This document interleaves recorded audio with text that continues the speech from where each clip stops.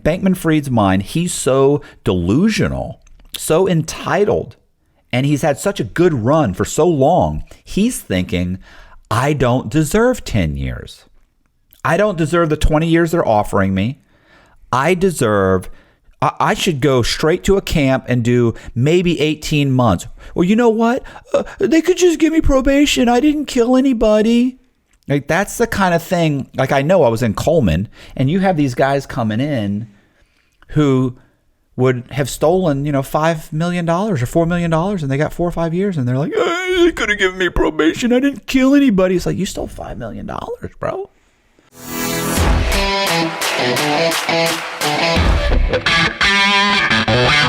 Hey, this is Matt Cox, and I'm here with Colby Baker. We are going to be breaking down the Sam Bankman-Fried case. He has been, he's back in the U.S. He's out on $250 million in bond. We're going to explain that. We're going to explain that he just pled, or we're going to talk about how he just pled not guilty in federal court, and what he's doing now, how the case will most likely play out, and what prison's going to be like for him. So check this out. Last that I knew is what they flew him from Bahamas to New York, right? Yes. So they flew him Bahamas to New York, got to New York, was processed where they fingerprint you. The marshals, because right now he's in the marshal's custody because he hasn't been found guilty of anything. So the marshals went and they pick you up, they bring you there, they bring you back, they process you, they take DNA, they take all your fingerprints, they take a bunch of photos of you, look at your body, see if you have any tattoos or anything like that, and they measure you, the whole thing. And then you get arraigned, you go in and you sit there, you get bond. So he ended up getting, since then he's gotten bond, $250 million in bond, which in the state would require you to put up, you could go to a bondsman, and then a bondsman would guarantee the $250, but you would probably have to pay between 8 and 10% of that to secure the bond. Well, in the federal system, you don't really have to do that. You basically can get a signature, so it's like a signature bond. So let's say it's a $250 million bond, which means somebody has to sign up saying that they will pay us or reimburse us up to $250 million if SBF were to take off. That's really what bond is for. Yeah. What if he takes off, and we have to track him down, find him, and get him back here? What ends up happening, a lot of people think, you lose the whole $250 million. No, you don't. They're saying if he were to flee, we need somebody to back us up to $250 million in order to go find him and bring him back. Mm-hmm. And then they would bill against the $250 million. And I only know this because of Ephraim Deveroli. When Ephraim Deveroli was out on bond, he was out on he had a $2 million bond or something, which he put up. And it's funny too, because the book is around here somewhere. The book says how much it was. Was it 500? Was it 500,000 or was it 2 million? I don't know. Let's say 2 million. So the thing is, when he was out on bond and he got charged with another crime, so they revoked his bond. Of course, he never got bond again.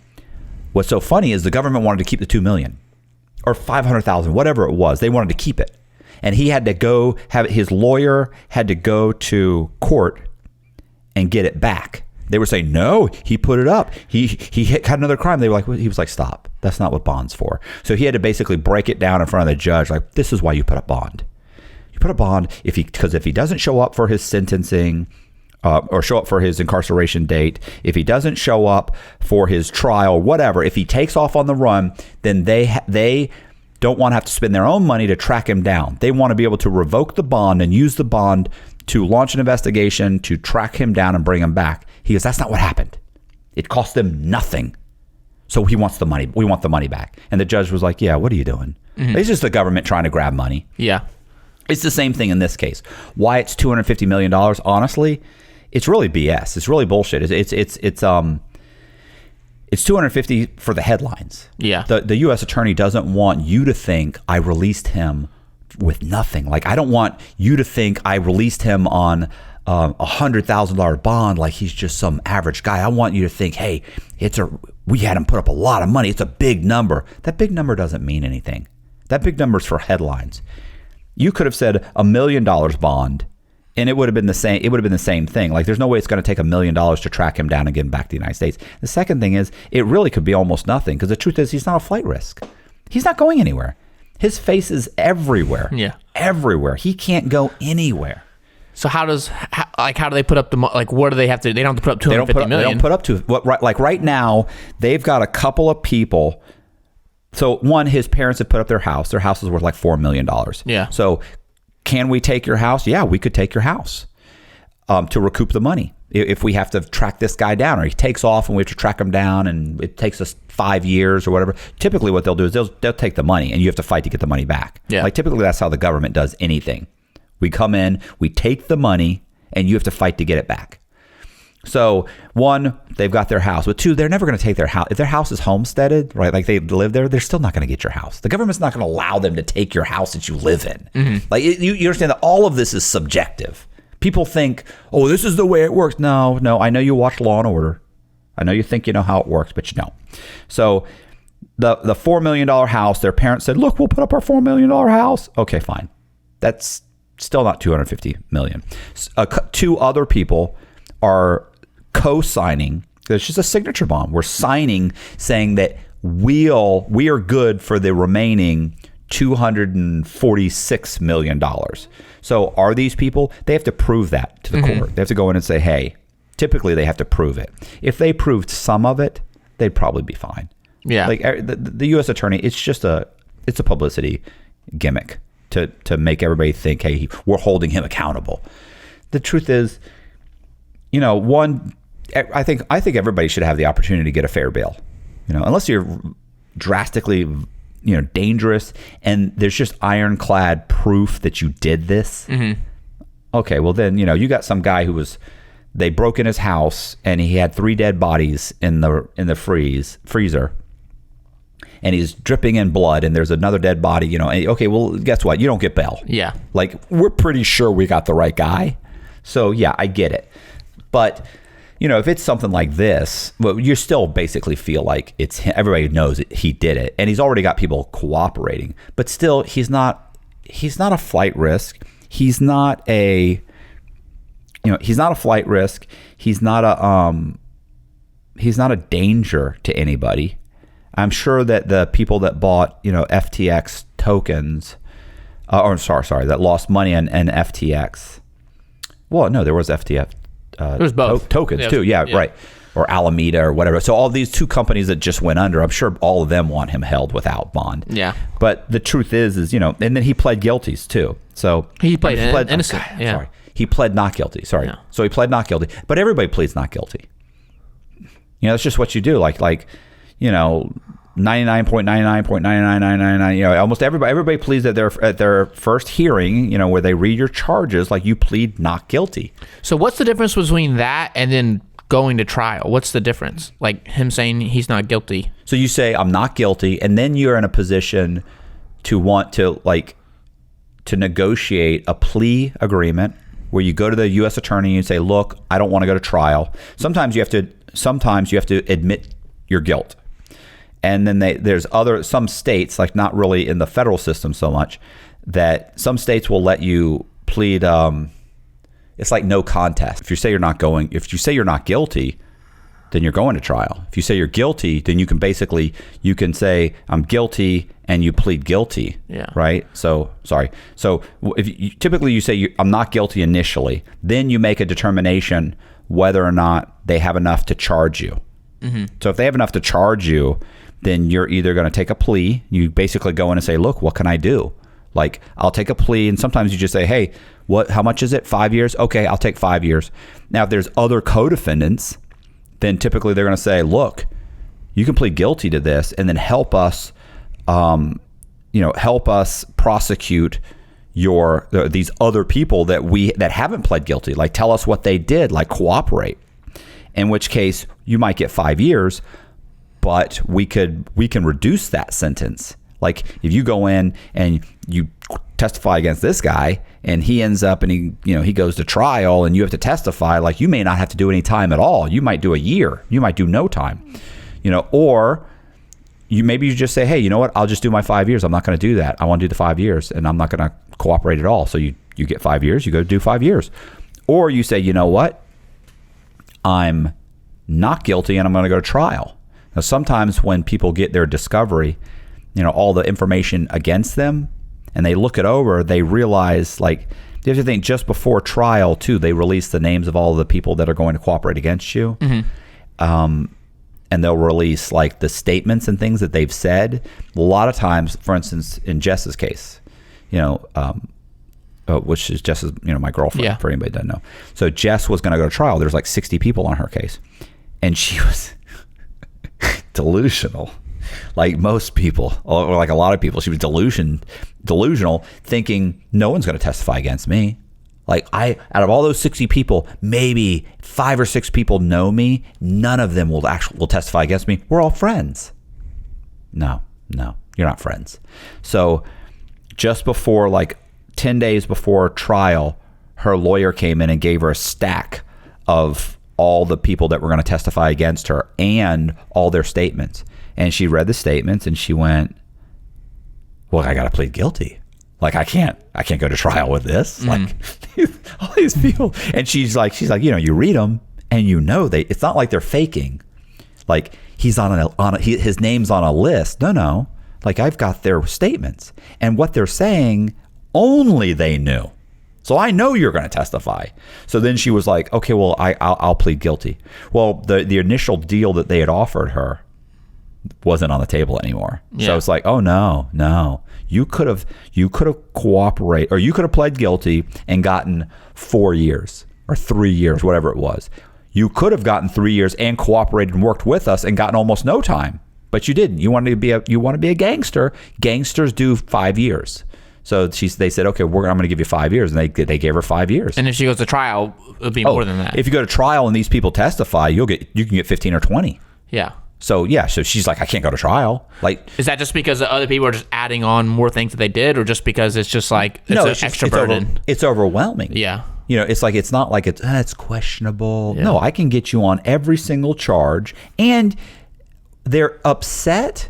Like, once we find you guilty, now we're going to ask for the maximum. Why? Because you made us go to trial. You knew you were guilty. Yeah. You could have saved the expense of a trial and let us prosecute someone else, but you didn't.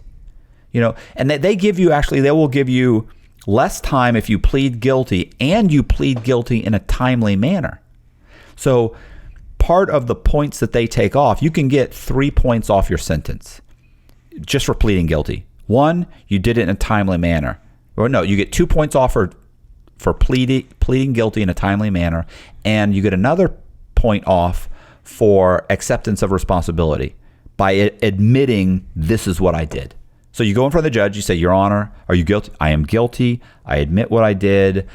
If you do all that in a timely manner, because if you get in front of the judge and you suddenly go, because I've known guys that got more time because they got in front of the judge and they were like, Your Honor, like I didn't do all this. Like, this is bullshit. Like, all I ever did was this, and they charged me with this and this. And so the prosecution goes, Your Honor, he just lost his acceptance of responsibility. We were going to ask for 5 years, but now we're going to ask for an extra level. And so guess what? Now you're going to get, instead of getting 5 years, you're getting 5.5 years. And they're like, well, like, what did you think? Like, you pled guilty. You signed you signed an agreement. You signed something that already said you're admitting to all this. Then you got in front of the judge and you're saying you're not guilty? No. Yeah. We're taking away your acceptance of responsibility. Did they offer him anything at this point? Who? Sam Bankman-Fried. Oh, they've been. I mean, he's gonna plead not guilty no matter what. Even up until trial, you think? Like, no. I think he's there. They scheduled a time for a trial, like you said, it was October. So 10 months from now. So I guess from now till October, what are they just doing? Gathering information? First of all, the idea that it will be in October with the amount of paperwork. If he were to go to trial, he won't go to trial for 3 or 4 years. So for those 3 to 4 years, he's at home. He could be at home the whole time, going through paperwork, working with his lawyers. My thing is, I wonder, like, who's putting up the money? Like when they caught me with, whatever, let's say $1 million or so. Yeah. Like you caught me with like $1 million. Like they didn't let me use that money. It was all from fraudulent proceeds. I don't have money to pay for a lawyer. His family, I think, is the one who's put up all the money. I think they said that they were concerned that his family, I had seen something where they said their concern was that his legal fees were going to bankrupt them. Mm-hmm. So, God, can you imagine being his fucking his poor parents? Anyway, they think they've got this genius whiz kid, and he's really just a common criminal. I guess saying it, he's not like a common criminal, but whatever. He's an exceptional criminal. Yeah. But he's also delusional too.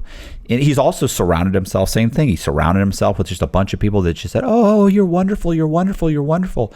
Oh, what, Sam? You think we should write something into the software that allows us to borrow money from customer funds from Alameda? Yeah, that sounds great. Or, even if they say, gee, Sam, I don't know. And Sam just says, no, trust me, I know what I'm doing. It's fine. It's fine. It's going to be perfectly okay.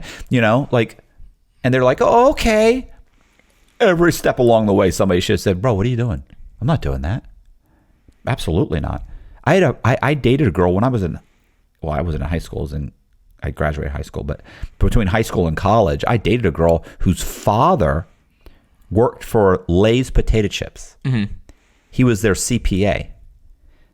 He quit Lay's because a new CEO had been appointed.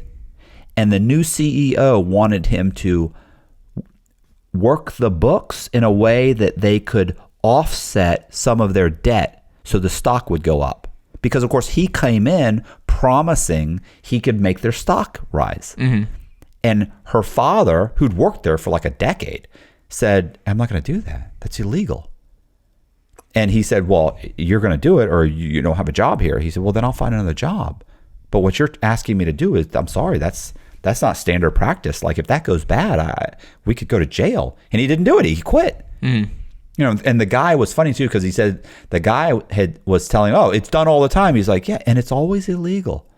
Like I love it when people are like, oh, people do it all the time. People sell crack all the time, and it's always illegal. Just because they didn't go to jail doesn't mean it's not illegal. Anyways, he's been known to cure insecurity just with his laugh. His organ donation card lists his charisma. His smile is so contagious. Vaccines have been created for it. He is the most interesting man in the world. I don't typically commit crime, but when I do, it's bank fraud. Stay greedy, my friends. Support the channel. Join Matthew Cox's Patreon. So, Sam Bankman-Fried is sitting at home playing video games right now, trying to figure out how to not go to jail for the next 20 years. I don't think he's going to end up getting. Everybody's like, oh, he's going to get what they say 115 years. The article, yeah. He's not going to get 115 years. He's going to get between probably 15 to 20 years. He'll probably 15 to 20 years. He'll probably plead guilty. The only way he'd go to trial is if the government is asking him to plead to something that is like what he considers unreasonable, and he thinks during the course of the trial he can mitigate his role. The problem is, and he's already, keep in mind, he already started the spin.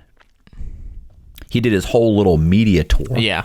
Where he went out. That was insane. And CoffeeZilla was one of the people getting on these calls with them and asking him the hard questions where you just kind of fumble over it. I loved it. It was like, how many times they were like, it's a yes or no question. Yeah. There was a list of like phrases that he would say, like to my knowledge, or it is my understanding, or what I believe, like all these things, right. I guess probably. Oh, I'm sure his lawyers. His lawyers told him like, don't do this. And no, I think I can spin it. Why? Because you've been surrounding yourself by sycophants for the last few years that think everything you say and believe everything and don't question it. And honestly, I saw some of those interviews, like he just comes off like such an entitled prick. Where he was, did you see the one where he talks about how he was sleeping on his beanbag, and like one of the cleaning staff walked in and said,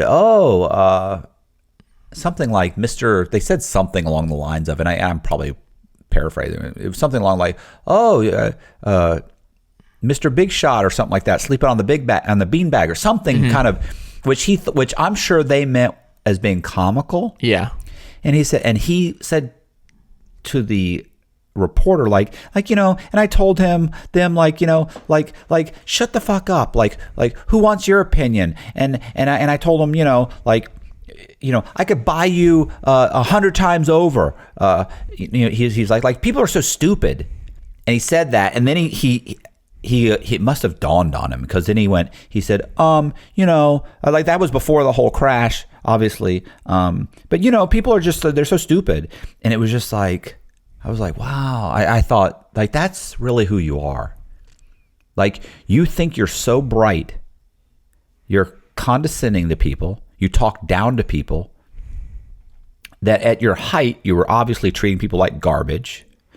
You look down on everybody. But the truth is, you're not really in a position to do that, because your whole thing is based on a scam. Mm-hmm. Like, you're really a scam artist. You might have had a good run, but you're really just a scam artist. So, and obviously he's delusional. Anyway, my point is he could go to trial to try and mitigate his role, but he has so many people rolling over on him right now. Yeah. Like, now, could he? I think you said in the last video he should have beat them to the punch. Like, he should have. He should have gone in immediately. Like, as soon as he knew it was falling apart, he probably should have gone straight to the U.S. government and said, "Look, this is what's going on." Yeah. Now, and I can work with you to help all these people. These people are running a scam. Yeah. Kind of like the Logan Paul thing. Yeah. You're not going to believe what I just stumbled across. They're running a scam. Like, yeah. But once again, it's like the guy that goes into the police station and says, I want to report, some guys that are robbing banks. Well, they're robbing. Yeah, they've robbed like 10 banks. Really? How do you know they're robbing banks? I've been driving the getaway car. Yeah. Like, you mean you're robbing banks just because you were I never went in the bank. Doesn't matter. So, and he's the top dog. Mm-hmm. It's in his case, you know what it is? In his case, it's, hey, I want to tell you about a guy who's a driver for bank robbers. He's been driving the getaway car for bank robbers. How do you know? I've been robbing the banks. Like, that's more like what Bankman-Fried would be doing at this point. Yeah. But even that guy would do okay, because you came in first, you helped us put the whole thing together, and you wrapped up everybody in a nice little package. So we're going to let you plead to 20 years, the max sentence. And then when these guys plea and they get their sentences, we'll reduce your sentence. You may end up with 10 years. And that's true. He could have probably ended up with 10 years. But in his mind, in Bankman-Fried's mind, he's so delusional, so entitled, and he's had such a good run for so long. He's thinking, I don't deserve 10 years. I don't deserve the 20 years they're offering me. I should go straight to a camp and do maybe 18 months. Or you know what? They could just give me probation. I didn't kill anybody. Like, that's the kind of thing. Like, I know I was in Coleman, and you have these guys coming in who would have stolen, $5 million or $4 million, and they got 4 or 5 years, and they're like, they could have given me probation. I didn't kill anybody. It's like, you stole $5 million, bro. Law enforcement often questions him, not because he's suspected of a crime, but because they find him fascinating. He is the most interesting man in the world. I don't typically commit crime, but when I do, it's bank fraud. Stay greedy, my friends. Support the channel. Join Matthew Cox's Patreon. Did I ever tell you about this? Let me tell this one story. Go ahead. Let me tell you this one story. Listen, and I've actually told this story before. And I'm going to give you, this is the mentality. And this is also, like, when you're doing time, like 80% of your time is just trying to keep yourself entertained. Mm-hmm. right? So it's like I have to be entertained to get through my sentence. Like the rest of the time, you're sleeping, eating, taking a shower. Yeah. So I was in the library one time because I would sit in the library and do write stories, and I would sit in there. So I was sitting in there and I was looking through. I had a bunch of legal documents in front of me because I was doing somebody's story, and I'm reading their sentencing transcripts. I'm reading their FBI, the investigative notes, that sort of thing. But it looks like in prison, in that environment, it looks like I'm doing legal work. Yeah. And I remember the guy's name. His name was Shorter. Shorter comes over and he sits down. Did I tell you this story? Mm-mm. So he's a black guy. He comes over and he sits down. And Shorter tells me, hey, you do legal work? And I went, no, not really. Why? What's up? He goes, I don't know. I just got here and I'm thinking about filing like a 2255. He said, you know what that is? I go, yeah, I know what a 2255 is. I said, I've been locked up almost 10 years. And he was like, really? He said, oh, okay. So you know about legal work? I said, yeah, I know the basics. And he said, well, he's looking at all the stuff around me. Mm-hmm. Most inmates are reading magazines. They're not even reading books, right? So they're like, they're goofing off. They're playing cards and stuff in the library. So he's like, he looks around and he kind of goes, okay, well, I got a question. He said, I said, well, what's your case? What happened? And he goes, okay, here's what happened. And Shorter's case is actually interesting. He owned one truck. He used to pick up for Johnson & Johnson in Atlanta. And he would drive stuff from Johnson & Johnson warehouse to different places and deliver it. And every time he would have like a pallet and he'd drop it off at whatever, let's say a Target or wherever he's dropping off. Let's say there's 3 pallets. He'd get 3 pallets and there would be 3 drop-offs. Well, you get charged. He's like, you get charged for each drop-off. So sometimes there's 2 pallets, but you charge for 1 drop-off. Mm-hmm. He said, well, I had like 6 pallets one time and something happened. He said, they paid me. I had 6 pallets, but 3 drop-offs. He said, they paid me for 6 drop-offs. He goes, and I didn't notice it because you don't get paid for like 60 days. So by the time the 60 days came around, I got paid. Mm-hmm. And I was like, that doesn't make sense. Like they paid me like an extra, whatever it was, $2,500 or so, $2,300, whatever. Yeah. It's like $750 a drop-off or whatever. He's like, that's weird. He said, well, it didn't quite mesh. And he said, I went back and I checked and I realized that, oh my God, they paid me. He goes, and I thought, do I say something? And then I thought, you know what? I'm not going to say anything. See if they catch it. He said, they didn't catch it. He said, so then when I put in my next paperwork, I got like 8 pallets, 4 drop-offs, or 8 pallets and 6 drop-offs. He goes, I put 8. I just wrote how many drop-offs? 8. Mm-hmm. Sure enough, they paid me for 8. He goes, so I started doing that more and more. Sometimes I do all the pallets. Sometimes I do a slightly less than what they gave me, whatever. He said, and I realized like nobody's checking. He goes, I did this for a year. He said, well, what I did was I went out and I bought another. I made so much money, I bought another truck. Yeah.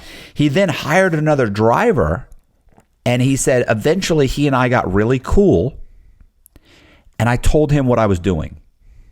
I said, oh man, that's a mistake. He said, yeah. He said, because within about 2 months, he went and bought his own truck. And the next thing I know, he's picking up for Johnson & Johnson. He said, the thing is, I'd been picking up for Johnson & Johnson for so long, I had a status where they checked off on everything. They'd audited him like twice. He'd passed both audits, and then now they don't audit you again for 5 years or something. Yeah. So he didn't know that until he got arrested. So he said, this guy immediately got caught and told on him. So he said, he told on me, they indicted me, they grabbed me, they arrested me. He's like, and I can't believe it. He said, but I had a charge, or he'd had a felony before, but like 5 or 10 years earlier. And he said, so he already had one, he's got a criminal history. And so he had ended up, it was like, I'm going to say $4 million. I don't know the exact, over the course of whatever, 3-4 years. Like he really ballooned this thing up. So let's say $4 million. And he was a truck driver. He was a truck driver, but he did it for like whatever. Let's say $4 million. So $4 million over 4 years, and he did it. And he said, so I went in, I pled guilty, and then they gave me 4 years, and we argued for probation. And it's like, I'm sure his lawyer must have laughed his ass off when he said probation. He's like, yeah, we'll argue for probation, and I'm sure he argued for probation and knew he'd never get it. He's like, but the judge gave me 48 months or whatever. I was like, okay. He's so, what do you think? And I go, about what? He goes, do you think I should file a 2255? And I went, yeah, I think you should file a 20. Definitely. He goes, well, really? He goes, yeah. And I said, yeah. And I thought 2255 is what to appeal. Sorry. Yeah. Right. I mean, a 2250. Yeah. You're right. A 2255 it's a habeas motion. It's basically essentially what it means is that your lawyer did not he didn't properly explain the law to you, or he didn't know the law, or he was basically ineffective. Your lawyer was ineffective. Like, he didn't help me in any way. Yeah. He was just there in name only. So that's a 2255. You have 1 year to file one. So once you're sentenced, you have a year to file one. Yeah. Now, he said, and I was sat there, I said, yeah, I definitely think you should file one. And he goes, really? And I said, yeah. I said, so, first I said, and he goes, well, how come? He goes, you think it'll work? I said, well, here's the way it works. I said, one, you'll have to get all your paperwork. You have to get everything sent in, your transcripts, he's like, right. Okay, I know that. I heard that. I said, right. So that's going to take a few months to get it in, a month or so at least, maybe 2 months. You'll get all that in. Once you get that, it has to be reviewed. And I said, have you talked to Frank Amadeo? He's the guy that helped everybody with legal work. He's, yeah, I talked to him. I said, okay. So Frank's got to take a few months for Frank to review it and write up the motion. Okay. He goes, okay. I said, and then he'll have it typed up and everything. So in about 6 months from now, you'll end up sending it in. He goes, 6 months? I went, yeah, it's going to take a little bit. So 6 months. He goes, right. I said, now the judge will get it. It'll take about a month to read it. And then he'll give the government 60 days to respond. He goes, okay. I said, the judge, at the last minute, the government's going to ask for an extension of 60 days. He goes, okay. I said, okay. So then you're going to get, then the judge they'll get the response. Judge will spend about 30 days. And I said, so at this point, it's been a year. And I said, then the judge will give you an opportunity to respond, to do what's called a retort. So you'll respond to their response. I said, they'll mischaracterize some of your argument. You'll have to argue back. That's not, here's the reason why that's not true. And you'll give some case law, and Frank's very good. I said, so you'll get all of that, and he'll get that in. He was okay. I said, the judge will give them 60 days.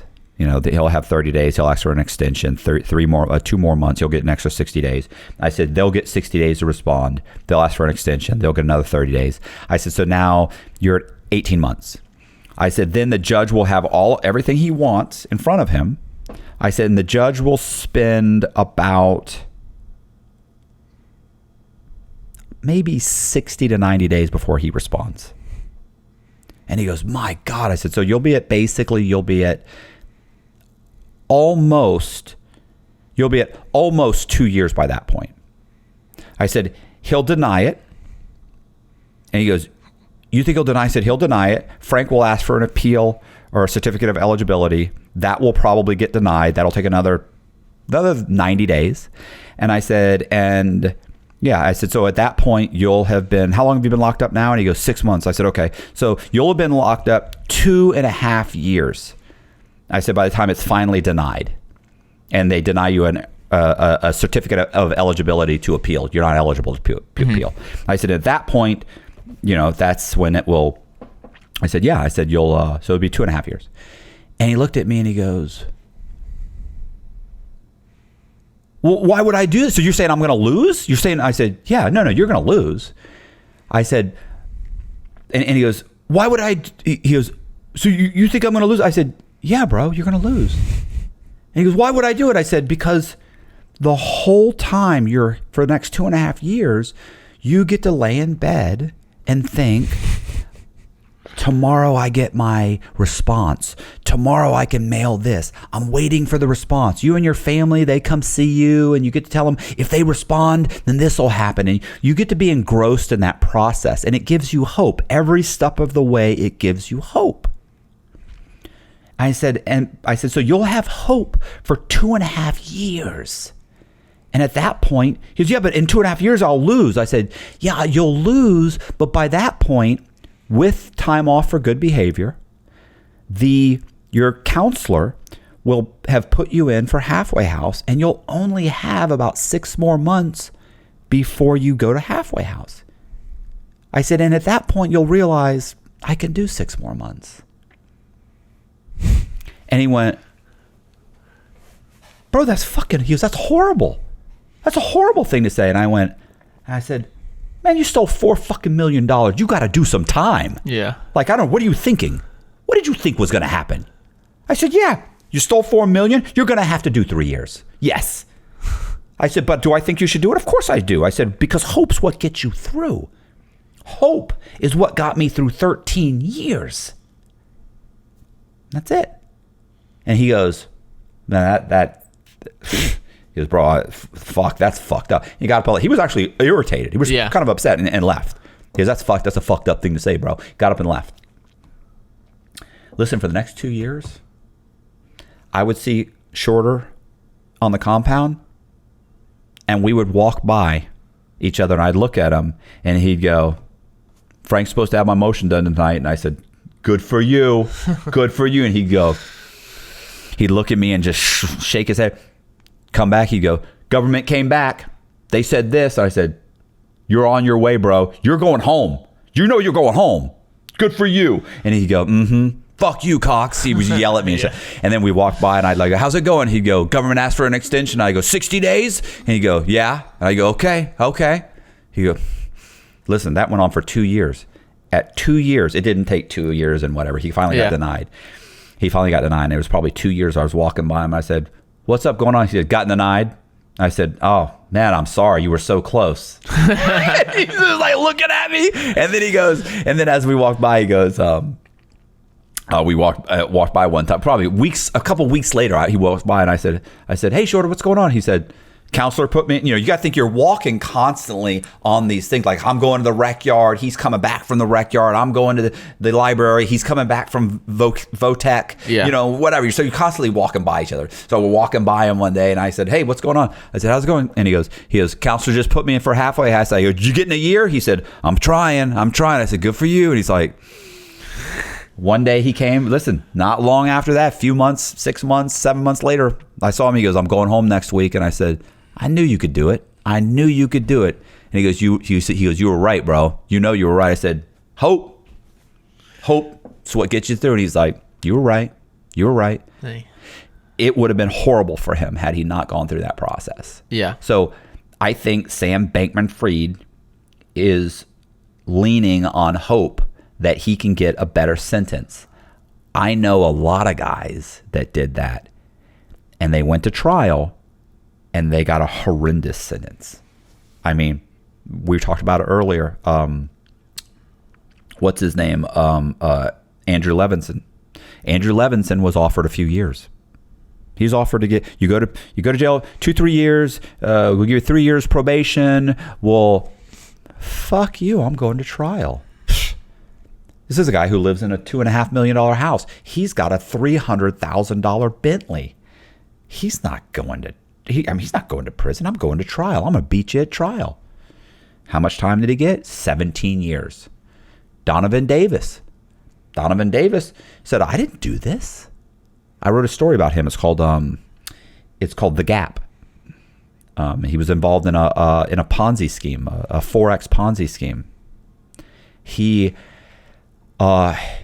the one who actually went to the prosecutor and said, hey, I just found out this is a Ponzi scheme. The problem was they wanted him to go to jail for a couple of years. They said, yeah, but you raised a bunch of money for the Ponzi scheme. And he was like, yeah, but I didn't know, and this and that.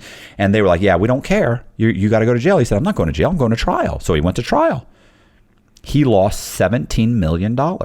He got the same sentence as Red Bull, 17 years. Instead, could have done 3, got 17. There are countless people that I know that went to trial because they felt like they weren't being given a fair sentence. Like they thought, maybe I did this, maybe. Dennis Caroni got 19 and a half years, 19 years. Dennis Caroni went to trial. He was offered, I think he was offered 3 or 4 years, like 4 or 5 years maybe 4 years. He was offered 4 years. He went to trial. He lost. He got 19 and a half years. Felt like it was a pill mill, like pain management. Mm-hmm. He just owned it. Listen to what he did wrong. You come to me and you say, hey, I want to open a FinFin clinic. Do you know what FinFin is? FinFin it was a dietary supplement that helped people lose weight. Well, and I say, okay, hey, how much do you need? I need $50,000 to do the build out. I already have a couple doctors that are willing to work with us and do FinFin. Wait, FinFin was it was regulated, like you needed a prescription, but I have doctors that'll sign off on it. They'll work in the clinic. Fat people will come in. We'll give them a diet plan. We'll give them some FinFin. It's like I don't know what it is. It's like a amphetamine or something. Yeah. So I think I probably got that wrong, but it's some kind of a supplement. So I already got the doctors. He goes, okay. So he gives them $50,000. They start building out the clinic. Almost they're completely done. Guess what? FinFin becomes illegal. Now you can't even prescribe FinFin. And I just spent $50,000 building this out. His buddy says, not a big deal, bro. The doctors, I talked to one of the doctors and he said, look, why don't we go ahead and open up a pain management clinic? And he said, because otherwise, what are we going to do? You just lost $50,000. He's like, and what did the doctor say? His doctor said that they'll do the pain management. Now back then, pill mills weren't a thing. Mm-hmm. And he goes, yeah, bro, whatever. Like, I want my money. I need my money. So you got to know Dennis. That's a great imitation of him. So he's like, you got to do something. So he's like, okay. So they start running a pain management clinic. Doctors are signing off on oxycodone, Oxycontin, whatever. So they're cutting, Xanax, whatever they do. So they're coming in. People have the stuff. They see it, everything. And what's happening is every week, they're depositing money and they're sending Dennis money. Dennis made a ton of money. He made like $1.5 million over the course of a couple of years. He doesn't run the clinic. He doesn't really know much about the clinic. He's been to the clinic twice. He lives in California, in Los Angeles. The clinic is in New Orleans. Eventually, the woman that was running the clinic starts her own clinic. She starts dating or sleeping with a DEA agent. This is a quick version. She starts sleeping with a DEA agent. The DEA agent is being pushed by his supervisors to make cases. And they know he's spending a lot of time at this other pill mill. So she said, or this other pain clinic, she says, I can help you make a case against this guy who owns this pill mill over, or this pain clinic over here. So she helps him. She goes and they go in front of the grand jury. She says that I used to run this place. I quit because it's a pill mill. They send in 3 different CIs to try and buy pills, right? They won't sell them to them. Mm-hmm. It's based on her word. They raid the office, shut it down. They indict them for money laundering and for pills, or for issuing pain medication. Dennis gets arrested on a plane. Like, he didn't know any of this. He gets arrested on a plane, brought to New Orleans. He ends up going to trial because they said, look, 3 years. He's like, 3 years? I've been in the clinic twice. I don't prescribe medication. I gave somebody $50,000 2 years ago. Yeah. And so they say, nah, money laundering, this and this and this, conspiracy. And all the doctors, everybody went to trial. Everybody's found guilty. He's found guilty. He could have gotten 2 or 3 years. Maybe it was 4 years. 3-4 years. He got 19 and a half years. The doctors later one of them gets his sentence overturned, not guilty. The other doctor, his sentence was just recently overturned. Dennis is still in prison for issuing medication in a conspiracy where they've now determined that the medication that was issued was not illegally prescribed, but the one charge he got that everybody else didn't get was money laundering. Because he was the one who had opened up the accounts, he owned the clinic, he put the money through. Even though the money laundering is attached to the issuing of illegal narcotics, so you're now saying I laundered drug money, but there is no drugs. The drug charges are dropped, but you're still going to hit me for money laundering. Drugs that were not illegal. Yes. He's still in prison. I wrote a whole story about it. Sheesh. It's called, his story is called Indefensible. Like, he just had no defense. Like, there was nothing. He's like, well, how do you defend someone that's accusing you of something you didn't do? How do you say, he's like, how do you defend against that? You did this. No, I didn't. Like, my only thing is, no, I didn't. No, I didn't. No, I didn't. He's like, that's my whole defense. No, I didn't. He said they put people on the stand. They're saying, yes, Dennis knew this, Dennis knew that. He's like, they don't have me on wire. They don't have me saying anything. I mean, he said, granted, who opened the bank account? Dennis. Who signed the lease? Dennis. Who did this? Dennis. He's like, so my name comes up all the time. But he said, I didn't do anything. Yeah. I didn't prescribe medication. I deposited money. I made money. So, yeah. So that's Sam Bankman-Fried. He can sit here and think that he's going to get off. Yeah. Getting off is something different. Probably his best bet is plead guilty, get 15 years, get the drug program, write a book or two, kick back, lose some weight. He needs to lose some weight. Join a softball team, put in for a 2-man cell. And you think if he does trial, like how long do you think it'd get if he goes against it? If he goes again, he were to go to trial and lose at trial, I mean, then he could really be in trouble. Yeah. I mean, here's the problem with him going to trial. That's when it's like basically, yeah, he could get 30, 40, 50 years. Even though they say 115 years, they're not going to give him 115 years. Because here's the difference between everyone's like, oh, he's Bernie Madoff. No, he's not.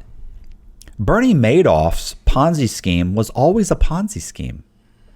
There was no time when Bernie Madoff's Ponzi scheme was legitimate. So you can't say that he's Bernie Madoff. This kid entered this situation trying to run a legitimate business that went bad. When it went bad, he should have immediately owned up to it, but he didn't. He kept artificially inflating by buying. He what did he bought? He was bailing out other exchanges. He's bailing out all these other people and really he's the Warren Buffett. He's this, he's that. No, he's not. He's helping to artificially inflate. Like if those had gone under, it could have taken his under. Yeah. So he's continuing to prop up this inflated cryptocurrency that he knows isn't worth anything. He knows he can't go down. So he's juggling to try and keep it afloat this entire time.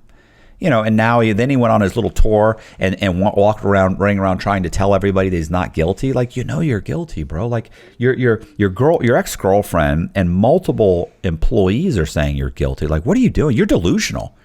This is a problem with thinking you're the smartest guy in the room and not being the smartest guy in the room. Like he's going to get in there. He's going to try. If he goes to trial, he'll look ridiculous. You can't argue the facts.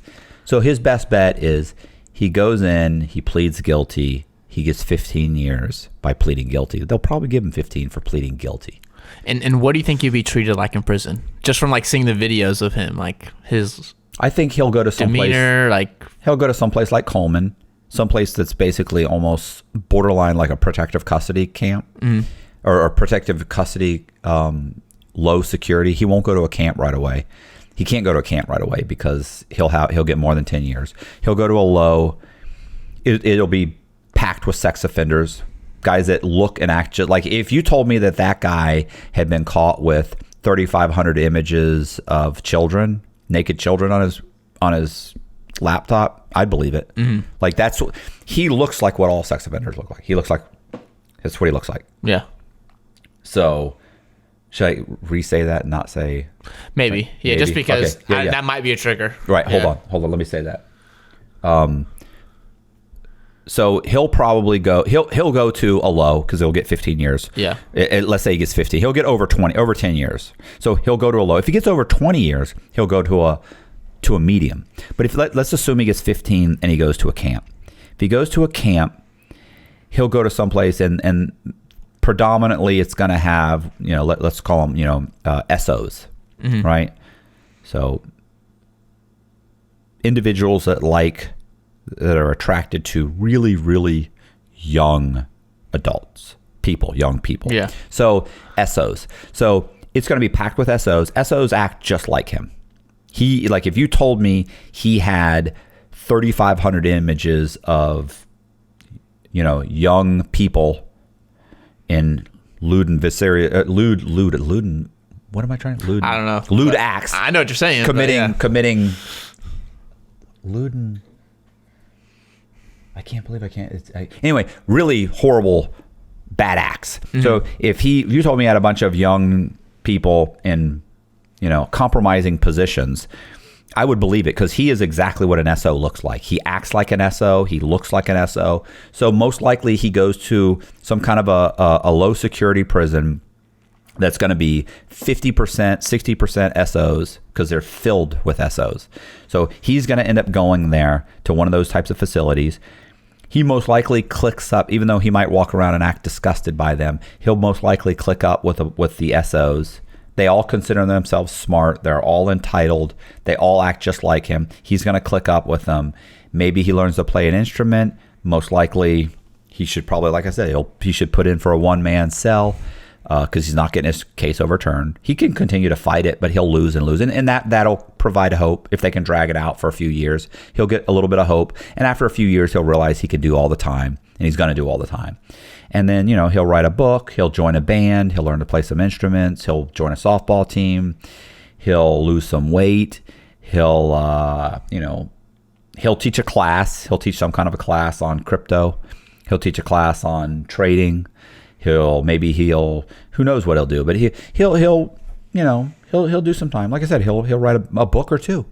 People will actually buy it. It's ridiculous. But yeah, he that's what he'll do, and he won't be treated bad in a low security prison. Like, he's not probably going to, unless he goes to California or something, or New York, or someplace really tough. Mm-hmm. He's not going to get shaken down for money. Nobody's going to ask him for money. And if he does, it did end up in a medium where guys come up to him and say, "Hey man, like, you're going to have to pay, or you're going to get hurt," that sort of thing. His parents will put money on their books. Mm-hmm. You know, I don't see him being the kind of guy that says, you know, "Go screw yourself. If I get beat up, I get beat up." Mm-hmm. Like, I don't see him doing that. I see him paying right away. So let's say he's in a medium, maybe he pays. If he goes to a low, nobody bothers him. He'll be a celebrity. He'll be a celebrity for a little bit.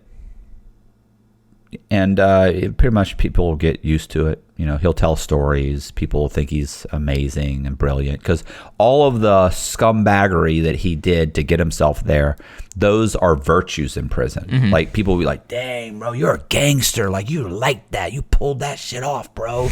Like, they'll all think like he's the coolest thing ever. Like, "You had billions, man, billion. You were in the Cayman Islands or in Jamaica. They'll say all these things, and he'll be like, so yeah, they'll treat him like royalty for a while, and then he'll just be another douchebag. And you know, he'll eat the same food everybody else does. Like, even with a ton of money, you just can't live that much better in prison. Like, the most you can spend on commissary is like $350 a month. I could have my parents put money on your books, and you could buy $350 also, but you're going to want something for that. You're going to want $100 of it. And, you know, in the end, you could buy all the stuff you want. You can only keep so much in your locker. Now, you can pay other people to keep stuff for you. But in the end, no matter how much money you flood into everybody's accounts so that you live as good as possible, you're still going to be in the same bed as everybody else. You wear the same crappy clothes. You have the same shitty shoes. You still have to leave the unit at 7 o'clock. You still have to go eat in the chow hall. Even if you have people cooking for you, they can only cook what's coming out of the chow hall or what you're getting on commissary. Like, you just can't live that much better. Mm-hmm. You just can't. Maybe he gets a cell phone. If he gets a cell phone, gets caught, he gets thrown in the shoe. Like, that's not worth it almost, you know? His family would come visit him constantly. He'll max out on visitation. Like, you can only get so many visits a month. He'll max out on visitation. He'll be pampered as much as possible for the time that he's in prison. He'll get a year's halfway house. He's not going to get a pardon. All those people that he paid money to are running the other way. Mm-hmm. Like, nobody's going to, Senator so-and-so is they're going to put in a good word. No, they're not. One, they're embarrassed that they took the money. They've already given the money to a charity. They're ready to give the money back to the U.S. government. They're humiliated. You've embarrassed them. They don't want anything to do with you, and they're certainly not going to call a judge. They're not going to call anybody. Like you're done. At best you hope to get 15 years by pleading guilty. Like I said, the only reason for him to go to trial is if he thought he could mitigate his role, but I don't see how that's even possible.